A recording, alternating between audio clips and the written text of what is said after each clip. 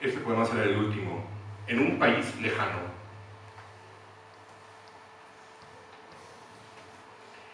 En un país donde los milagros se enumeren por el rating, solo la televisión es libre.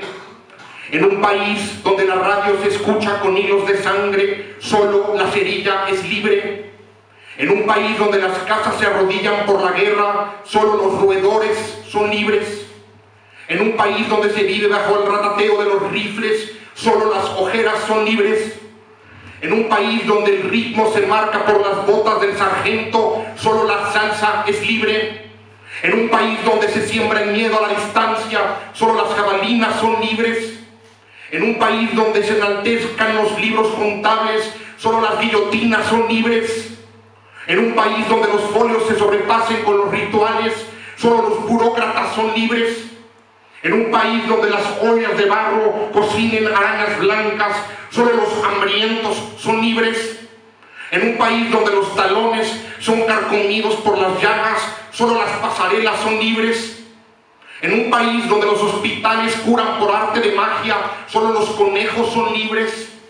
En un país donde los estómagos juegan para adentro, solo los corderos son libres. En un país donde las caricaturas promuevan leyes de la materia, solo las ambulancias son libres.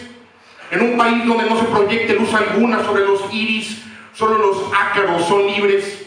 En un país donde nadie se estremezca con la lluvia, solo el tétanos es libre. En un país donde las aguas de los ríos no se beban, solo los detergentes son libres.